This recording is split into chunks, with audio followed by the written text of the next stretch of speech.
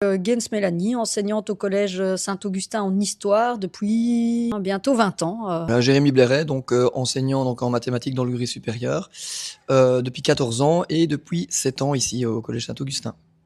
Marie Lateniste, prof de français depuis 14 ans à la fin de l'année, ici au collège. Qu'est-ce que le collectif Mars Attack ? Le collectif Mars Attack, c'est un ensemble de membres du personnel interréseau de différents établissements, d'écoles secondaires, d'académies, d'écoles supérieures, qui s'est rassemblé en fait dans le but de contester les mesures qui vont peut-être appliquées par la Fédération de l'ONU-Bruxelles et qui aura un impact négatif sur la qualité de l'enseignement prodigué. Quelles sont les mesures que le gouvernement veut mettre en place et en quoi aurait-elles un impact sur les profs et les élèves ? Mais au fait, il y en a vraiment beaucoup. Et on va essayer de résumer. Voilà. Par exemple, le fait que vous allez avoir pour français et maths, potentiellement, 2 voire 3 professeurs pour les cours à 4 ou 5 heures. Puisque dorénavant, chaque professeur va devoir prester passe classe, 2 heures en classe. Mais donc, ça implique évidemment beaucoup de choses derrière. C'est une des mesures qui va vous impacter directement. Charge mentale supplémentaire, problèmes d'organisation, différentes manières d'enseigner auxquelles vous allez devoir vous adapter. Voilà, un autre impact issu justement de la surcharge horaire des enseignants, c'est le fait que qui dit 2 heures de plus, ce n'est pas que 2 heures face classe, c'est aussi des préparations en plus, c'est aussi des corrections en plus, c'est aussi de l'investissement en temps en plus. Du coup, forcément, ils auront moins de temps à octroyer à différents projets, comme des voyages, comme l'organisation d'excursions, comme des remédiations également sur le temps de midi. Donc tout ça va avoir un impact sur le quotidien et sur la qualité des apprentissages prodigués aux élèves. Mais donc, il y a des professeurs que vous ne verrez plus l'année prochaine, avec cette nouvelle mesure, évidemment. Parce que qui dit heure en plus pour certains profs, dit évidemment heure en moins pour d'autres. Leur vie à eux, elle va vraiment être impactée, parce que même s'il y a des heures qui vont peut-être se libérer dans certaines écoles, au fait, ils habitent à un endroit, ils savent pas faire Moucron, Bruxelles, Charleroi sur une journée. Et en plus, ils vont devoir faire 3 écoles, 2 écoles, à leurs frais, si ils retrouvent un emploi. Un autre élément, c'est la fin de la gratuité au niveau du primaire, à certains égards. Donc notamment les élèves les plus défavorisés. Nous, on n'accepte pas que certains élèves qui n'ont déjà pas beaucoup de moyens et qui ne vont, pour certains, à l'école que pour manger, ne puissent plus bénéficier de repas dignes de ce nom.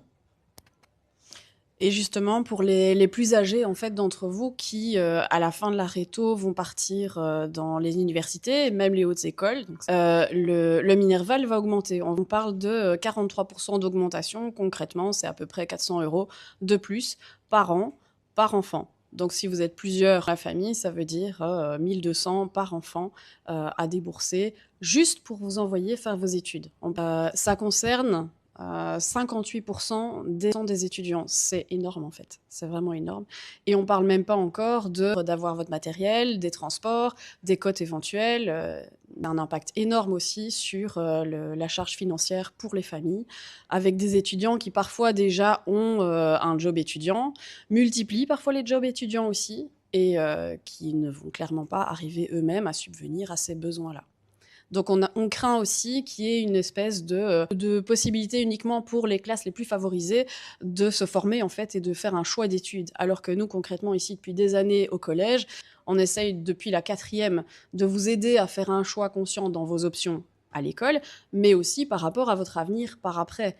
Or ici, ce qu'on vous dit, c'est finalement, de toute façon, quel que soit le choix d'orientation, si tu n'as pas les moyens, finalement, ça n'est pas important et ça ne vaut rien. Que faites-vous concrètement pendant la grève ? Pendant la grève, on essaye avant tout d'être visible, de montrer ce pourquoi on est là. C'est la première chose. La deuxième chose, c'est qu'on essaye au maximum de dialoguer avec les personnes qui sont présentes dans les endroits où on fait cette grève, afin de les informer, de les sensibiliser et de leur expliquer le pourquoi de nos actions. Il est vraiment important d'être bien clair, d'être transparent et d'être objectif et également renseigné. Donc tout ce qu'on dit, tout ce qu'on fait, tout ce qu'on annonce a été vérifié, a été pensé et a été argumenté. Donc ça, c'est vraiment très très important pour donner de la crédibilité à la grève et surtout qu'elle serve à quelque chose, parce que c'est pas évidemment de gaieté de cœur que loupe entre guillemets une genre de cours. On essaie de la rentabiliser, qu'elle soit efficace, parce qu'il en va de l'avenir de l'école. Qu'espérez-vous avec ce mouvement de grève ? On espère être entendu, déjà. On pense aussi que c'est une occasion pour chacun de comprendre peut-être un peu mieux aussi le système de l'école, parce que finalement, tout le monde pense qu'il sait comment fonctionne une école, sous prétexte que chacun y est allé. Ce qui nous désespère aussi parfois, c'est d'entendre des gens porter des jugements sur quelque chose qu'ils ne connaissent pas, comme si nous, on portait un jugement sur, je sais pas moi, la manière de construire une maison, par exemple. On a l'impression finalement que nos ministres s'imaginent qu'ils savent concrètement, très fidèlement, comment fonctionne une école et comment fonctionne le travail d'un prof.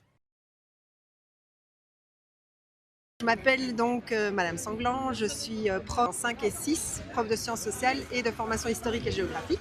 Je suis Jérémy Muleret, donc conseiller degré supérieur en mathématiques au collège Saint-Augustin d'Anguien.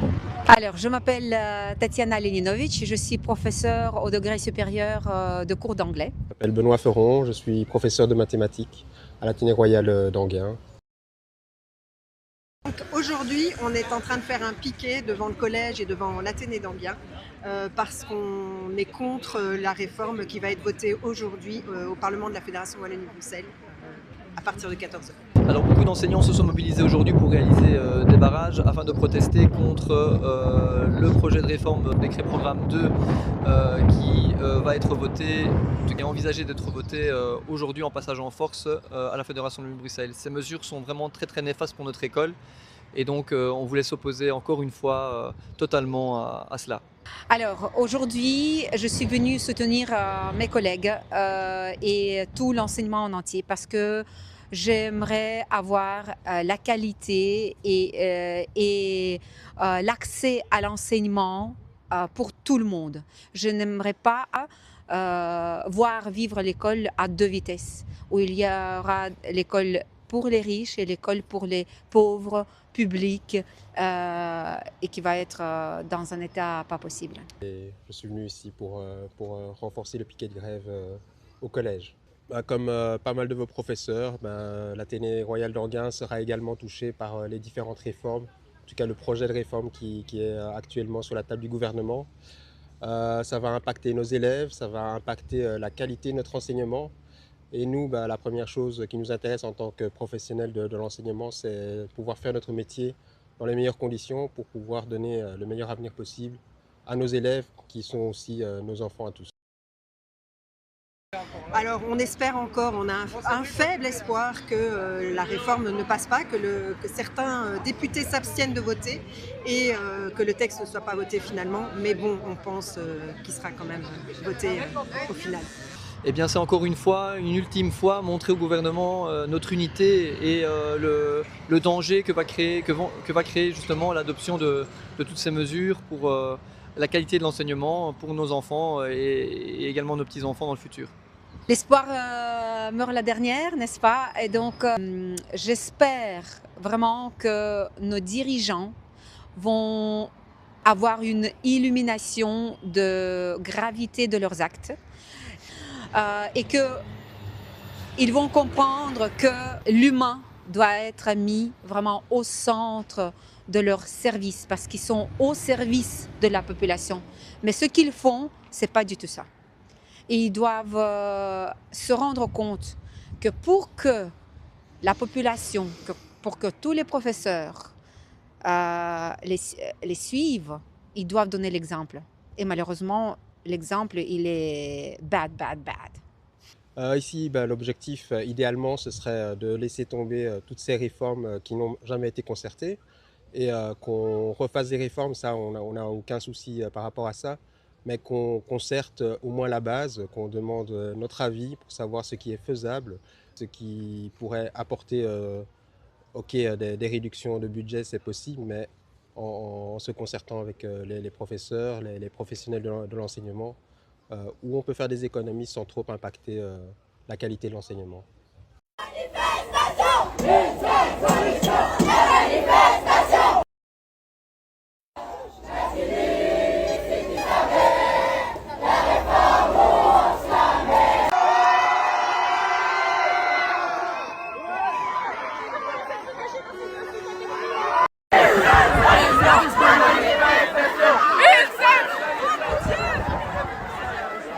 Donc moi c'est Adrien Brixy, élève de Réto ici au collège Saint-Augustin. Donc c'était une manière de montrer aussi que les élèves soutiennent le mouvement, donc il n'y a pas que les profs. Et donc on a été applaudis ici par les profs. Ça a été organisé surtout par l'Athénée On s'est rejoints, on a été devant le collège ensuite et on a été soutenus par les profs et ça a très très bien marché. Ça nous a satisfait, ça satisfait nos attentes. D'ailleurs, on n'espérait pas avoir autant de buzz, autant de monde qui suivent le mouvement, donc on est franchement satisfait, quoi.